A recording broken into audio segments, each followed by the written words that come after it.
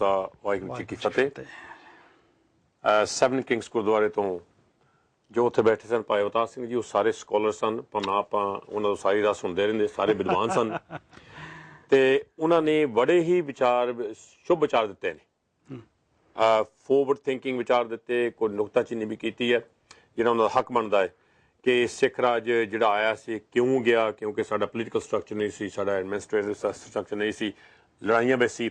सो इहो जिहे सवाल जिहड़े उन्होंने जवाब भी दिते ने, उठाए भी ने, जिहड़े कि जिहड़ा अपना मकसद है विरासत का यह है कि इहो जिहे सवाल पब्लिक विचों उठण, जवाब दईए, तां कि आपां ये नहीं जी सत श्री अकाल जी हाँ जी ठीक है ठीक है ठीक है करी जाइए।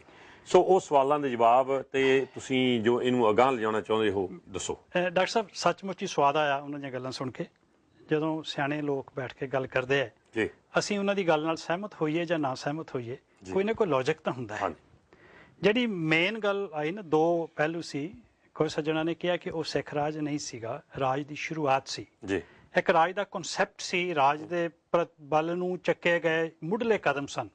ਠੀਕ ਹੈ, ਜਿੱਥੋਂ ਤੱਕ ਇਤਿਹਾਸ ਨੂੰ ਦੂਸਰੇ ਪਾਸੇ ਇਹ ਸੀ ਕਿ ਨਹੀਂ ਉਹ ਰਾਜ ਹੀ ਸੀ ਤੇ ਐਸਾ ਰਾਜ ਸੀ ਜਿਹਦੇ ਉੱਤੇ ਸਾਨੂੰ ਜਿੰਨਾ ਮਾਣ ਕੀਤਾ ਜਾ ਸਕੇ ਉਹ ਥੋੜਾ ਹੈ। ਠੀਕ ਹੈ, ਮੈਂ ਜਿੰਨਾ ਇਤਿਹਾਸ ਦਾ ਵਿਦਿਆਰਥੀ ਹੋਣ ਦੇ ਨਾਤੇ ਜਿਹੜੀ ਮੈਂ ਗੱਲ ਮੈਨੂੰ ਸਮਝ ਆਈ ਹੈ ਉਹ ਇਹ ਹੈ ਕਿ ਬੰਦਾ ਸਿੰਘ ਬਹਾਦਰ ਦਾ ਰਾਜ ਹੀ ਸੀ, ਉਹ ਸਿੱਖ ਰਾਜ ਸੀ, ਸਿੱਖ ਰਾਜ ਦੀ ਸ਼ੁਰੂਆਤ ਸੀ।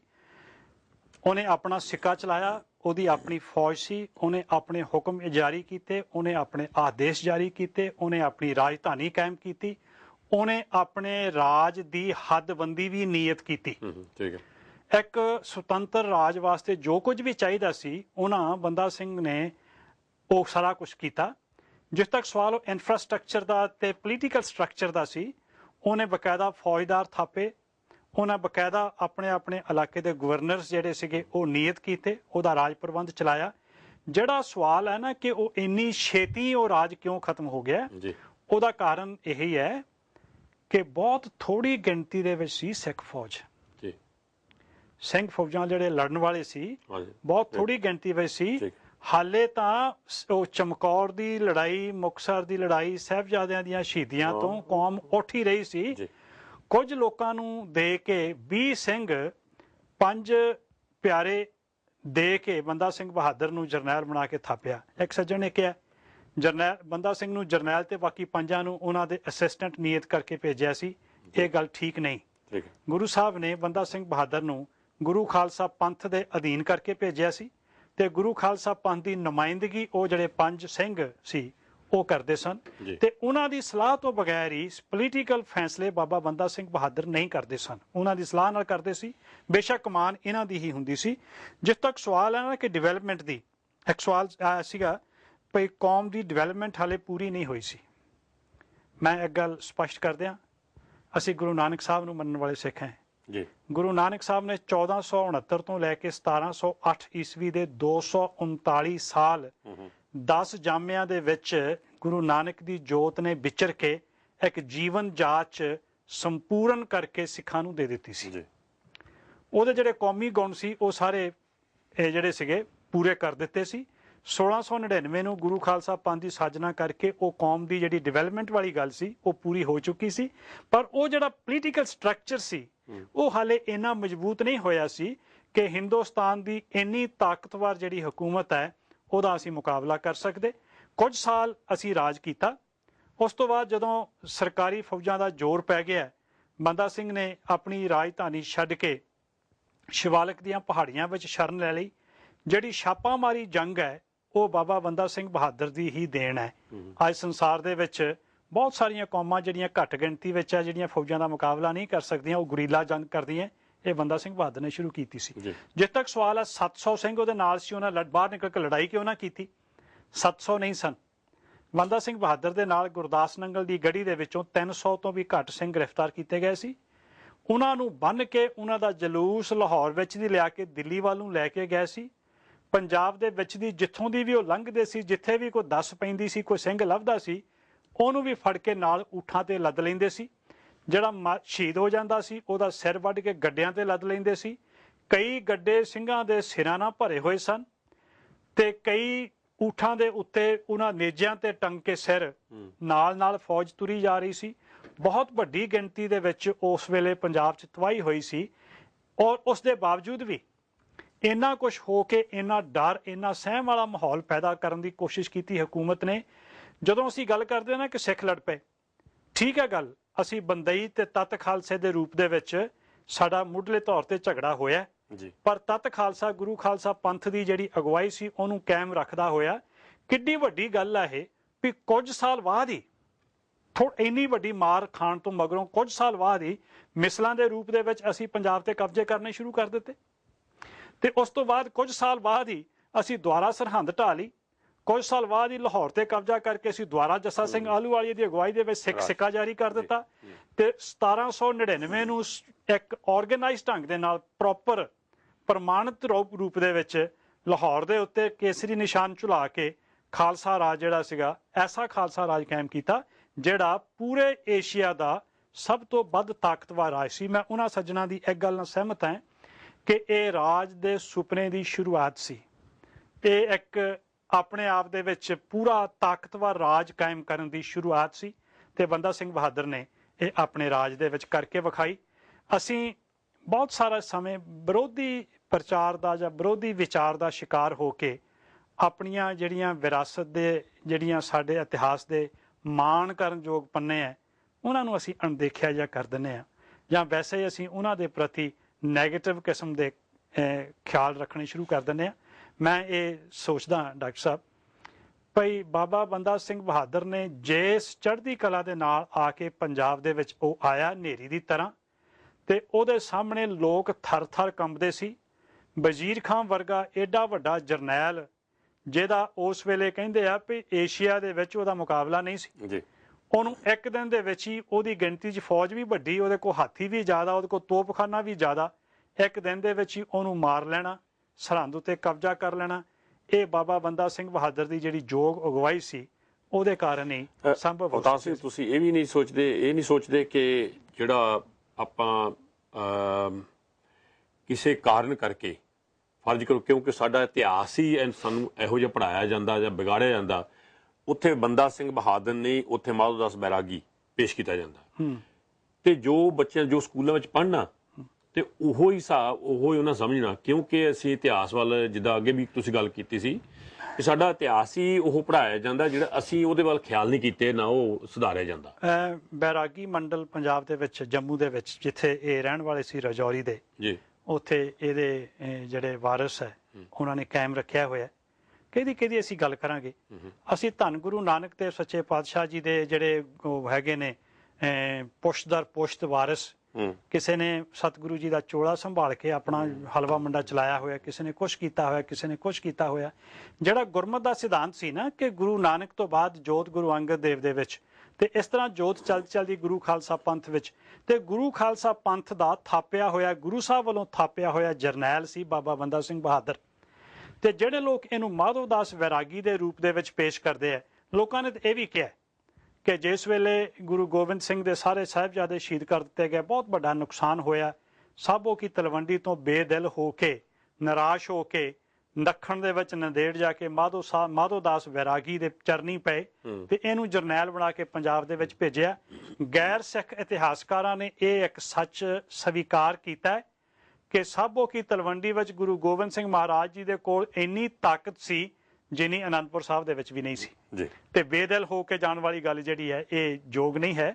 ਹਾਂ, ਇਹ ਠੀਕ ਹੈ ਕਿ ਜਿਵੇਂ ਤੁਸੀਂ ਸ਼ੁਰੂ ਦੇ ਵਿੱਚ ਗੱਲ ਕੀਤੀ ਸੀ, ਕੁਛ ਰੂਹਾਂ ਦੀਆਂ ਗੱਲਾਂ ਹੁੰਦੀਆਂ, ਇੱਕ ਰਮਜ਼ਾਂ ਹੁੰਦੀਆਂ ਸਤਿਗੁਰੂ ਦੀਆਂ, ਅਕਾਲ ਪੁਰਖ ਦੀਆਂ। ਉਹ ਰਮਜ਼ਾਂ ਸਾਡੇ ਮਨੁੱਖੀ ਸਮਝ ਤੋਂ ਬਾਹਰ ਹੁੰਦੀਆਂ। ਅਸੀਂ ਆਪਣੀ ਸੋਚ ਦੇ ਮੁਤਾਬਕ, ਜਿੰਨੀ ਕਿ ਸਾਨੂੰ ਅਕਲ ਹੈ, ਉਹਦੇ ਮੁਤਾਬਕ ਸੱਚ ਦਾ ਨਿਰਣਾ ਕਰਨ ਦਾ ਯਤਨ ਜਦੋਂ ਅਸੀਂ ਕਰਦੇ ਹਾਂ ਤੇ ਅਕਸਰ ਅਸੀਂ ਠੇਡਾ ਖਾ ਜਾਂਦੇ ਹਾਂ। ਤੇ ਆਪਾਂ ਨੂੰ ਇਹ ਵੀ ਮੰਨ ਲੈਣਾ ਚਾਹੀਦਾ ਕਿ ਸਾਡਾ ਜੋ ਗੰਦਲਿਆ ਇਤਿਹਾਸ ਆ ਉਹਨੂੰ ਸੁਧਾਰ ਕੇ ਲਿਖਣਾ ਉਹ ਵੀ ਸਾਡਾ ਫਰਜ਼ ਬਣਦਾ ਹੈ। ਦੂਸਰੀ ਗੱਲ ਇਹਦੇ ਵਿੱਚੋਂ ਆਪਾਂ ਇਹ ਵੀ ਸਿੱਟਾ ਕੱਢਦੇ ਹਾਂ ਕਿ ਤੁਸੀਂ ਗੱਲ ਕੀਤੀ ਹੈ ਤਤ ਖਾਲਸਾ ਬੰਦੇ ਹੀ ਖਾਲਸਾ, ਲੜਾਈ ਦੁਸ਼ਮਣ ਬਣੇ ਸੀ ਇੱਕ ਦੂਜੇ ਦੇ, ਪਰ ਭਾਈ ਮਨੀ ਸਿੰਘ ਨੇ ਉਹਨਾਂ ਫੈਸਲਾ ਕਰਵਾ ਦਿੱਤਾ, ਫੈਸਲਾ ਕਰਾਤਾ, ਤਾਂ ਉਦੋਂ ਬਾਅਦ ਉਹ ਫੈਸਲੇ ਤੇ ਕਾਇਮ ਹੋ ਕੇ ਰਹੇ। ਤੇ ਅੱਜ ਸਾਨੂੰ ਸਿੱਖਣਾ ਚਾਹੀਦਾ ਹੈ ਭਰਾਵਾਂ ਵਾਂਗੂ। ਜਿਸ ਵੇਲੇ ਉਹ ਅਸੀਂ ਅਗਲੇ ਹਫ਼ਤੇ ਦੀ ਡੀਟੇਲ 'ਚ ਗੱਲ ਕਰਾਂਗੇ, ਜਿਸ ਵੇਲੇ ਉਹਨਾਂ ਦਾ ਫੈਸਲਾ ਹੋ ਗਿਆ, ਬਹੁਤ ਸਾਰੇ ਜਿਹੜੇ ਬੰਦਈ ਸੀ ਉਹ ਦੁਆਰਾ ਪਹੁਲ ਲੈ ਕੇ ਤਤ ਖਾਲਸਾ ਦੇ ਮੈਂਬਰ ਬਣ ਕੇ ਗੁਰੂ ਖਾਲਸਾ ਪੰਥ ਦੀ ਸ਼ਰਨ ਵਿੱਚ ਆ ਗਏ ਸੀ। ਕੁਝ ਇੱਕ ਲੋਕ ਜਿਹੜੇ ਮਹੰਤ ਸੀ, ਜਿਹੜੇ ਆਗੂ ਸੀ ਉਹਨਾਂ ਦੇ, ਜਿਨ੍ਹਾਂ ਦੀ ਗੱਦੀ ਚੱਲਦੀ ਸੀ, ਉਹ ਆਪਣੀ ਗੱਦੀ ਲੈ ਕੇ, ਉਹਨਾਂ ਦੀ ਗੱਦੀ ਇਸ ਵੇਲੇ ਰਜੌਰੀ ਚੱਲਦੀ ਆ। ਆਪਾਂ ਅਗਾਂਹ ਦੱਸਣ ਤੋਂ ਕਿ ਅਗਲੇ ਹਫ਼ਤੇ ਕੀ ਪ੍ਰੋਗਰਾਮ, ਉਹ ਤੋਂ ਪਹਿਲਾਂ ਥੋੜਾ ਜਿਹਾ ਟੱਚ ਕਰੋ, ਥੋੜਾ ਕਲੀਅਰ ਕਰਨ ਵਾਸਤੇ। ਇਹ ਆਮ ਹੁੰਦਾ ਵੀ ਜਦੋਂ ਵੀ ਕੋਈ ਹਮਲਾਵਰ ਆਇਆ, ਉਹਨੇ ਰਾਜਧਾਨੀ ਤੇ ਅਟੈਕ ਸਿੱਧਾ ਕਬਜ਼ਾ ਕੀਤਾ ਦਿੱਲੀ ਤੇ ਬਾਬਾ ਬੰਦਾ ਸਿੰਘ ਬਹਾਦਰ, ਇਹ ਪੰਜਾਬ ਵਿੱਚ ਇਹਨਾਂ ਦਿੱਲੀ ਵੱਲ ਨੂੰ ਕੋਈ ਉਧਰ ਖਿਆਲ ਨਹੀਂ ਕੀਤਾ? ਸਰਹੰਦ ਨੂੰ ਮਾਰਨ ਤੋਂ ਬਾਅਦ, ਸਰਹੰਦ ਦਾ ਪ੍ਰਬੰਧ ਸੰਭਾਲਣ ਤੋਂ ਬਾਅਦ ਬੰਦਾ ਸਿੰਘ ਬਹਾਦਰ, ਕਿਉਂਕਿ ਬਹਾਦਰ ਸ਼ਾਹ ਸਾਊਥ ਦੇ ਵਿੱਚ, ਦੱਖਣ ਦੇ ਵਿੱਚ ਰੁੱਝਿਆ ਹੋਇਆ ਸੀ, ਇਹਨਾਂ ਨੇ ਦਿੱਲੀ ਦੇ ਉੱਤੇ ਹਮਲਾ ਕਰਨ ਵਾਸਤੇ ਗਏ। ਸਰਹੰਦ ਮਾਰਨ ਤੋਂ ਬਾਅਦ ਇਹਨਾਂ ਨੇ ਸਹਾਰਨਪੁਰ ਮਾਰਿਆ। ਸਹਾਰਨਪੁਰ ਮਾਰਦੇ ਮਾਰਦੇ ਦਿੱਲੀ ਵੱਲ ਨੂੰ ਗਏ, ਜਮਨਾ ਤੱਕ ਪਹੁੰਚ ਗਏ। ਅੱਛਾ ਜੀ। ਬਰਸਾਤਾਂ ਉਸ ਸਾਲ ਪਹਿਲਾਂ ਹੋ ਗਈਆਂ ਸਮੇਂ ਤੋਂ, ਜਮਨਾ ਦੇ ਵਿੱਚ ਹੜ੍ਹ ਆ ਗਿਆ। ਇਹਨਾਂ ਦੇ ਕੋਲ ਜਮਨਾ ਨੂੰ ਪਾਰ ਕਰਨ ਦਾ ਸਾਧਨ ਨਹੀਂ ਸੀਗਾ। ਇਹ ਜਮਨਾ ਦੇ ਉਰਲੇ ਪਾਸੇ ਬੈਠੇ ਹੜ੍ਹ ਥੱਲੇ ਹੋਣ ਦਾ ਉਡੀਕ ਕਰਦੇ ਰਹੇ। ਬਰਸਾਤਾਂ ਲੰਬੀਆਂ ਹੋ ਗਈਆਂ, ਫੌਜ ਦੇ ਵਿੱਚ ਮਲੇਰੀਏ ਦੀ ਬਿਮਾਰੀ ਫੈਲ ਗਈ ਤੇ ਬੰਦਾ ਸਿੰਘ ਬਹਾਦਰ ਨੇ ਉੱਥੇ ਹਸਰਤ ਭਰੀਆਂ ਨਿਗਾਹਾਂ ਦੇ ਨਾਲ ਦਿੱਲੀ ਵੱਲ ਵੇਖ ਕੇ ਖਾਲਸੇ ਨੂੰ ਕਿਹਾ ਕਿ ਦਿੱਲੀ ਨੂੰ ਫਤਿਹ ਕਰਨ ਦਾ ਜਿਹੜਾ ਆਪਣਾ ਸੁਪਨਾ ਸੀ ਉਹ ਅਧੂਰਾ ਰਹਿ ਗਿਆ। ਦੁਬਾਰਾ ਹੁਣ ਦਿੱਲੀ ਮਾਰੀ ਨਹੀਂ ਜਾ ਸਕਣੀ, ਕਿਉਂਕਿ ਜਿਹੜੀ ਮੁਗਲ ਦੀ ਫੌਜ ਹੈ ਉਹਨਾਂ ਨੇ ਦਿੱਲੀ 'ਚ ਆ ਜਾਣਾ। ਉਹਨਾਂ ਨੇ ਦਿੱਲੀ ਤੱਕ ਆਪਣਾ, ਦਿੱਲੀ ਦੇ ਤਖਤ ਤੇ ਕਬਜ਼ਾ ਕਰਨ ਵਾਸਤੇ ਦਿੱਲੀ ਤੱਕ ਗਏ, ਪਰ ਕੁਦਰਤ ਨੇ ਨੂੰ ਇਸ ਤਰ੍ਹਾਂ ਨਹੀਂ ਮਨਜ਼ੂਰ ਸੀ। ਸਮੇਂ ਨੇ ਸਾਥ ਨਹੀਂ ਦਿੱਤਾ ਜਾਂ ਇਵੇਂ ਹੀ ਹੋਣਾ ਸੀ। ਅਸੀਂ, ਇਹ ਜ਼ਰੂਰੀ ਨਹੀਂ ਹੁੰਦਾ ਕਿ ਜੋ ਕੁਝ ਹੋਇਆ ਗਲਤ ਹੋਇਆ ਜਾਂ ਮਾੜਾ ਹੋਇਆ। ਅਸੀਂ ਸਮਝਦੇ ਆਪਣੀ ਮਤ ਮੁਤਾਬਕ, ਕੁਦਰਤ ਦੇ ਮੁਤਾਬਕ ਇਵੇਂ ਹੀ ਹੋਣਾ। ਉਸ ਤੋਂ ਕੁਝ ਸਾਲ ਬਾਅਦ ਹੀ ਸਿੰਘਾਂ ਨੇ, ਬਘੇਲ ਸਿੰਘ ਤੇ ਜੱਸਾ ਸਿੰਘ ਰਾਮਗੜੀਏ ਨੇ ਇਕੱਠਿਆਂ ਹੋ ਕੇ ਉਹੀ ਦਿੱਲੀ ਝੁਕਾਈ। ਫਿਰ ਅਸੀਂ ਆਪਣਾ ਸਮਾਂ ਅੱਜ ਪ੍ਰੋਗਰਾਮ ਤੋਂ ਜ਼ਿਆਦਾ ਹੋ ਗਿਆ, ਕਿਉਂਕਿ ਉੱਥੇ 7 ਕਿੰਗ ਸਿਆਣੇ ਸੱਜਣ ਜ਼ਿਆਦਾ ਸੀ, ਉਹਨਾਂ ਦੀ ਗੱਲਬਾਤ ਲੰਬੀ ਹੋ ਗਈ। ਅਸੀਂ ਜਿਹੜਾ ਫਾਰਮੈਟ ਹੈ, ਜਿਵੇਂ ਪਹਿਲਾਂ ਮੈਂ ਜ਼ਿਕਰ ਕੀਤਾ ਸੀ, ਉਹ ਅਗਲੇ ਹਫ਼ਤੇ ਤੋਂ ਬਦਲ ਦੇਣਾ ਹੈ। ਆਪ ਜੀ ਦੇ ਕੋਲ ਈਮੇਲ ਸਾਡੀ ਆਈਡੀ ਹੈ virasat@sikhchannel.tv। ਉਹਦੇ ਰਾਹੀਂ ਸਾਨੂੰ ਦੱਸੋ ਕਿ ਤੁਸੀਂ ਇਹਨੂੰ ਕਿਸ ਢੰਗ ਨਾਲ ਚਲਾਉਣਾ ਚਾਹੁੰਦੇ ਹੋ। ਦੂਸਰਾ ਇਹ ਹੈ ਕਿ ਜਦੋਂ ਅਸੀਂ ਇਹ ਪ੍ਰੋਗਰਾਮ ਆਊਟਡੋਰ ਇੱਕ ਸਥਾਨ ਤੇ ਲੈ ਕੇ ਜਾਂਦੇ ਹਾਂ, ਉੱਥੇ ਦੇ ਸਿਆਣੇ ਸੱਜਣਾ ਦੀ ਤਾਂ ਇਨਪੁਟ ਉਹਦੇ ਵਿੱਚ ਹੋ ਜਾਂਦੀ ਹੈ, ਪਰ ਬਹੁਤ ਵੱਡੀ ਗਿਣਤੀ ਦੇ ਜਿਹੜੇ ਦਰਸ਼ਕ ਹੈ ਉਹ ਇਹਦੇ ਵਿੱਚ ਆਪਣਾ ਹਿੱਸਾ ਨਹੀਂ ਪਾ ਸਕਦੇ। ਸਾਨੂੰ ਇਹਦੇ ਸੰਬੰਧ ਵਿੱਚ ਬਹੁਤ ਸਾਰੇ ਸੁਝਾਅ ਆਏ ਹੈ ਤੇ ਨਾਲ ਇਹ ਵੀ ਹੈ ਕਿ ਸਿੱਖ ਚੈਨਲ ਦੇ ਤੇ ਸਾਡੇ ਪ੍ਰੋਗਰਾਮਾਂ ਦੇ ਜਿਹੜੇ ਦਰਸ਼ਕ ਹੈ ਉਹ ਬਹੁਤ ਵੱਡੀ ਗਿਣਤੀ ਦੇ ਵਿੱਚ ਯੂਰਪ ਦੇ ਵਿੱਚ ਰਹਿੰਦੇ ਹੈ, ਉਹ ਇਹਦੇ ਵਿੱਚ ਹਿੱਸਾ ਨਹੀਂ ਲੈ ਸਕਦੇ। ਅਸੀਂ ਇਹ ਫੈਸਲਾ ਕੀਤਾ ਹੈ ਕਿ ਅਗਲੇ ਹਫ਼ਤੇ ਆਊਟਡੋਰ ਜਾ ਕੇ ਗੱਲਬਾਤ ਕਰਨ ਦੀ ਬਜਾਏ ਅਸੀਂ ਦੋਨੋਂ ਰਲ ਕੇ, ਡਾਕਟਰ ਸਾਧੂ ਸਿੰਘ ਜੀ ਤੇ ਦਾਸ, ਪ੍ਰੋਗਰਾਮ ਅਸੀਂ ਇਹ ਕਰਾਂਗੇ ਸਟੂਡੀਓ ਦੇ ਵਿੱਚ। ਪ੍ਰੋਗਰਾਮ ਅਸੀਂ ਕੋਸ਼ਿਸ਼ ਕਰਾਂਗੇ ਸ਼ਾਇਦ 1.5 ਘੰਟਾ ਅਸੀਂ ਕਰੀਏ। ਪੌਣਾ ਘੰਟਾ ਪਹਿਲਾਂ ਅਸੀਂ ਉਸ ਇਤਿਹਾਸ ਦੇ ਫੇਜ਼ ਨੂੰ ਡਿਵੈਲਪ ਕਰਾਂਗੇ ਇੱਥੇ ਸਟੂਡੀਓ ਦੇ ਵਿੱਚ। ਉਸ ਤੋਂ ਬਾਅਦ ਫਿਰ ਅਸੀਂ ਕਾਲਸ ਲਾਵਾਂਗੇ। ਉਸ ਕਾਲਸ ਦੇ ਵਿੱਚ ਟੈਲੀਫੋਨ ਰਾਹੀਂ ਜਿਹੜੇ ਸਿਆਣੇ ਸੱਜਣ ਉਹਦੇ ਵਿੱਚ ਕੁਝ ਐਡ ਕਰਨਾ ਚਾਹੁਣ, ਜਾਂ ਕੋਈ ਕੁਐਸਚਨ ਰੇਜ਼ ਕਰਨਾ ਚਾਹੁਣ, ਜਾਂ ਕੁਝ ਪੁੱਛਣਾ ਚਾਹੁਣ, ਜਾਂ ਕੁਝ ਸੁਝਾਅ ਦੇਣਾ ਚਾਹੁਣ, ਉਹ ਫਿਰ ਕਾਲਸ ਅਸੀਂ ਤਕਰੀਬਨ ਪੌਣੇ ਘੰਟੇ ਤੋਂ ਬਾਅਦ 35 ਕੁ ਮਿੰਟ ਕਾਲਸ ਅਸੀਂ ਲਵਾਂਗੇ ਲਗਾਤਾਰ। ਤੇ ਆਖਰੀ ਫਿਰ 5-7 ਮਿੰਟ ਜਿਹੜੀ ਹੈ ਉਹਨਾਂ ਦੀਆਂ ਕਾਲਸ ਦੇ ਆਧਾਰ ਦੇ ਉੱਤੇ ਉਸ ਪ੍ਰੋਗਰਾਮ ਨੂੰ ਬਰੀਫ ਕਰਾਂਗੇ, ਸਮ ਅਪ ਕਰਾਂਗੇ। ਇਹ ਸਾਡਾ ਇਸ ਵੇਲੇ ਦਾ ਅਸੀਂ ਪ੍ਰੋਗਰਾਮ ਉਲੀਕਿਆ ਤੇ ਅਗਲੇ ਹਫ਼ਤੇ ਤੁਹਾਡੀਆਂ ਕਾਲਸ ਆਉਣਗੀਆਂ। ਤੁਸੀਂ ਆਪਣੀਆਂ ਕਾਲਸ ਰਾਹੀਂ ਸਾਨੂੰ ਸੁਝਾਅ ਦੇ ਸਕਦੇ ਹੋ ਜੇ ਤੁਸੀਂ ਇਹਦੋਂ ਹੋਰ ਢੰਗ ਨਾਲ ਕਰਨਾ ਚਾਹੁੰਦੇ ਹੋਵੋ, ਤੇ ਈਮੇਲ ਰਾਹੀਂ ਵੀ ਸਾਨੂੰ ਦੱਸ ਸਕਦੇ ਹੋ। ਪਿਛਲੇ ਹਫ਼ਤੇ 'ਚ ਕਾਫੀ ਸਾਰੀਆਂ ਈਮੇਲਸ ਮੈਨੂੰ ਆਈਆਂ ਸਨ ਦੁਬਾਰਾ, ਬਹੁਤ ਸਾਰੀਆਂ ਦੇ ਮੈਂ ਜਵਾਬ ਦੇ ਦਿੱਤੇ ਨੇ ਤੇ 2 ਈਮੇਲਸ ਅਜੇ ਰਹਿੰਦੀਆਂ ਜਿਨ੍ਹਾਂ ਦਾ ਮੈਂ ਜਵਾਬ ਦੇਣਾ ਬਾਕੀ ਹੈ। ਇੱਕ ਸੱਜਣ ਨੇ ਪੁੱਛਿਆ ਸੀ ਕਿ ਕੀ ਗੁਰਸਿੱਖ ਹੈ ਜਿਹੜਾ ਉਹ ਰੱਬ ਦਾ ਰੂਪ ਹੋ ਸਕਦਾ ਹੈ। ਮੈਂ ਉਹਨੂੰ ਈਮੇਲ ਦਾ ਜਵਾਬ ਨਹੀਂ ਦਿੱਤਾ, ਮੈਂ ਸਮੁੱਚੇ ਤੌਰ ਤੇ ਉਹਦਾ ਜਵਾਬ ਦੇਣਾ ਹੈ। ਸਿੱਖ ਦੇ ਜੀਵਨ ਦਾ ਨਿਸ਼ਾਨਾ ਇਹ ਹੈ ਕਿ ਉਹਨੇ ਰੱਬ ਦਾ ਰੂਪ ਬਣਨਾ ਹੈ। ਹਰ ਜਨ ਤੋਂ ਇੱਕ ਹੈ। ਜਦੋਂ ਗੁਰੂ ਦਾ ਸਿੱਖ ਗੁਰੂ ਦੀ ਸਿੱਖਿਆ ਅਨੁਸਾਰ ਆਪਣਾ ਜੀਵਨ ਜਿਉਂਦਾ ਹੈ, ਫਿਰ ਗੁਰੂ ਵਿੱਚ ਤੇ ਸਿੱਖ ਦੇ ਵਿੱਚ ਕੋਈ ਭੇਦ ਨਹੀਂ ਰਹਿੰਦਾ ਤੇ ਗੁਰੂ ਵਿੱਚ ਤੇ ਅਕਾਲ ਪੁਰਖ ਦੇ ਵਿੱਚ ਕੋਈ ਭੇਦ ਨਹੀਂ ਰਹਿੰਦਾ। ਇਸੇ ਤਰ੍ਹਾਂ ਜਦੋਂ ਇੱਕ ਗੁਰਮੁਖ ਗੁਰੂ ਵੱਲ ਮੂੰਹ ਕਰਕੇ ਸੱਚਮੁੱਚ ਹੀ ਗੁਰੂ ਆਸ਼ੇ ਅਨੁਸਾਰ ਆਪਣਾ ਜੀਵਨ ਜਿਉਂਦਾ ਹੈ ਤਾਂ ਫਿਰ ਉਹ ਅਕਾਲ ਪੁਰਖ ਦਾ ਰੂਪ ਹੋ ਜਾਂਦਾ ਹੈ। ਇਹਦੇ ਵਾਸਤੇ ਕਿਸੇ ਭੇਖੀ ਨੂੰ ਸਮਝਣ ਦੀ ਜ਼ਰੂਰਤ ਨਹੀਂ ਕਿ ਉਹ ਰੱਬ ਦਾ ਰੂਪ ਹੈ। ਆਪਾਂ ਸਾਰੇ ਹੀ, ਹਰ ਮਾਈ ਭਾਈ, ਹਰ ਗੁਰੂ ਨਾਨਕ ਨਾਮ ਲੇਵਾ ਅਕਾਲ ਪੁਰਖ ਦਾ ਰੂਪ ਬਣ ਸਕਦਾ ਹੈ। ਤੇ ਸਤਿਗੁਰੂ ਨੇ ਸਾਨੂੰ ਇਹੀ ਨਿਸ਼ਾਨਾ ਦਿੱਤਾ, ਸਾਨੂੰ ਇਹੀ ਕੋਸ਼ਿਸ਼ ਕਰਨੀ ਚਾਹੀਦੀ ਹੈ ਕਿ ਅਸੀਂ ਸਾਰੇ ਹੀ ਅਕਾਲ ਪੁਰਖ ਦਾ ਰੂਪ ਹੀ ਬਣ ਜਾਈਏ, ਉਹਦੇ ਵਰਗੇ ਹੀ ਹੋ ਜਾਈਏ। ਜਨ ਨਾਨਕ ਲੀਨ ਭਇਓ ਗੋਬਿੰਦ ਸਿਓ, ਜਿਉਂ ਪਾਣੀ ਸੰਗ ਪਾਣੀ, ਜਿਹਦਾ ਪਾਣੀ ਚੋਂ ਪਾਣੀ ਪਛਾਣਿਆ ਨਹੀਂ ਜਾ ਸਕਦਾ, ਇਸੇ ਤਰ੍ਹਾਂ ਅਸੀਂ ਉਸ ਵਾਹਿਗੁਰੂ ਪ੍ਰਮਾਤਮਾ ਵਿੱਚ ਅਭੇਦ ਹੋਣਾ। ਇਹ ਉਹਨਾਂ ਦੇ ਸਵਾਲ ਦਾ ਜਵਾਬ ਸੀਗਾ। ਤੇ ਅੱਜ ਦਾ ਪ੍ਰੋਗਰਾਮ ਅਸੀਂ 15 ਮਿੰਟ ਲੰਬਾ ਕਰ ਲਿਆ। ਡਾਕਟਰ ਸਾਹਿਬ ਤੁਸੀਂ ਅਖੀਰ ਤੇ ਅੱਜ ਹਾਂਜੀ, ਅਖੀਰ ਦੇ ਵਿੱਚ ਮੈਂ ਇਹ ਬੇਨਤੀ ਕਰਨੀ, ਵਿਰਾਸਤ ਪ੍ਰੋਗਰਾਮ ਜੋ ਭਾਈ ਅਵਤਾਰ ਸਿੰਘ ਜੀ ਪਿਛਲੇ 10 ਹਫ਼ਤੇ ਤੋਂ ਕਰਦੇ ਆ ਰਹੇ ਨੇ, ਜਿਨ੍ਹਾਂ ਦਾ ਉਪਰਾਲਾ ਇਹ ਹੋ ਰਿਹਾ ਹੈ ਕਿ ਆਪਾਂ ਜੋ ਇਤਿਹਾਸ ਹੋ ਚੁੱਕਾ ਉਹ ਤੋਂ ਕੀ ਸਬਕ ਸਿੱਖ ਕੇ ਅਗਾਂਹ ਤੁਰਨਾ ਅਤੇ ਇਹਨੂੰ ਹੋਰ ਆਪਾਂ ਵਧੀਆ ਬਣਾਉਣ ਦੀ ਕੋਸ਼ਿਸ਼ ਅਸੀਂ ਇਹੀ ਕਰਦੇ ਹੁੰਦੇ ਹਾਂ। ਵਧੀਆ, ਬਾਕੀ ਤੁਸੀਂ ਟੈਲੀਫੋਨ ਕਰਕੇ ਦੱਸਣਾ, ਕਿਉਂਕਿ ਸਾਡੇ ਸਰੋਤੇ through out Europe, specially Europe ਦੇ ਵਿੱਚ ਬਹੁਤ ਸਰੋਤੇ ਨੇ, ਉਹ ਸਵਾਲ ਪੁੱਛਣਾ ਚਾਹੁੰਦੇ ਨੇ, ਉਹਨਾਂ ਕੋਲ ਕੋਈ ਸਾਧਨ ਨਹੀਂ। ਇਸ ਕਰਕੇ ਸੋਚਿਆ ਗਿਆ ਹੈ ਕਿ ਆਪਾਂ ਅੱਧਾ ਘੰਟਾ ਜਾਂ ਅੱਧਾ ਟਾਈਮ ਇਤਿਹਾਸ, ਉਸ ਤੋਂ ਉਪਰੰਤ ਸਵਾਲਾਂ ਦੇ ਜਵਾਬ, ਤਾਂ ਕਿ ਤੁਹਾਨੂੰ ਸਿੱਧੇ ਡਾਇਰੈਕਟ ਸਵਾਲ ਪੁੱਛ ਸਕਣ, ਬਹੁਤਿਆਂ ਦੇ ਆਪਣੇ ਸੁਝਾਅ ਦੇ ਸਕਣ, ਕੋਈ ਗੱਲ ਆਪਣੇ ਕੋਲੋਂ ਕਹਿ ਸਕਣ। ਬਹੁਤ ਸਾਰੇ ਸਰੋਤੇ, ਸਾਡੇ ਦਰਸ਼ਕ ਜਿਹੜੇ ਬਹੁਤ ਸਿਆਣੇ ਵਿਦਵਾਨ ਲੋਕ ਹੈ ਜੀ, ਉਹ ਸਾਡੀ ਗੱਲ ਦੇ ਵਿੱਚ ਐਡ ਕਰ ਸਕਦੇ ਆ। ਹਾਂਜੀ, ਕਿਉਂਕਿ ਫਿਰ ਆਮੋ ਸਾਹਮਣੇ ਡਿਵੈਲਪ ਹੁੰਦੀ ਗੱਲ ਹੋਵੇ ਤਾਂ ਡਿਵੈਲਪ ਹੁੰਦੀ ਹੈ ਤੇ ਉਹ ਆਪਾਂ ਅਗਾਂਹ ਵੀ ਉਹਨੂੰ ਤੋਰ ਸਕਦੇ। ਸੋ ਇਹ ਅਸੀਂ ਪ੍ਰੋਗਰਾਮ ਲੈ ਕੇ ਅਗਲੇ ਹਫ਼ਤੇ ਤੁਹਾਡੇ ਕੋਲ ਹਾਜ਼ਰ ਹੋਵਾਂਗੇ। ਤੁਸੀਂ ਇਹਨੂੰ ਹੋਰ ਕਿੱਦਾਂ ਬਿਹਤਰ ਬਣਾਉਣਾ ਹੈ, ਕੀ ਸੋਚਦੇ ਹੋ? ਕਿਉਂਕਿ ਸਰੋਤੇ ਜਿਹੜੇ ਨੇ ਉਹ ਜਾਣਦੇ ਨੇ ਪ੍ਰੋਗਰਾਮ ਚੰਗਾ ਹੋ ਰਿਹਾ ਜੇ ਮਾੜਾ ਹੋ ਰਿਹਾ, ਕਿ ਅਸੀਂ ਤਾਂ ਕਰਨਾ ਹੈ। ਤੁਸੀਂ ਆਪਣੀ ਫੀਡਬੈਕ ਭਾਈ ਸਾਹਿਬ ਜੀ ਦਾ ਜਿਹੜਾ ਵਿਰਾਸਤ ਦਾ ਈਮੇਲ ਹੈ ਉੱਤੇ ਭੇਜੋ, ਨਹੀਂ ਤਾਂ ਸਾਨੂੰ ਅਗਲੇ ਹਫ਼ਤੇ ਟੈਲੀਫੋਨ ਕਰਕੇ ਦੱਸੋ, ਤਾਂ ਕਿ ਆਪਾਂ ਜਿਹੜਾ ਮਕਸਦ ਲੈ ਕੇ ਚੱਲੇ ਆ ਉਸ ਮਕਸਦ ਤੇ ਪੂਰਾ ਹੋ ਸਕੀਏ, ਪੂਰਾ ਉਤਰ ਸਕੀਏ। ਸਤਿਗੁਰੂ ਕਿਰਪਾ ਕਰਨ, ਅਗਲੇ ਹਫ਼ਤੇ ਇਸੇ ਟਾਈਮ ਫਿਰ ਮਿਲਾਂਗੇ ਤੇ ਇਸੇ ਸਿੱਖ ਚੈਨਲ ਦੇ ਉੱਤੇ ਦੇਖਦੇ ਰਹਿਣਾ। ਵਾਹਿਗੁਰੂ ਜੀ ਕਾ ਖਾਲਸਾ, ਵਾਹਿਗੁਰੂ ਜੀ ਕੀ ਫਤਿਹ।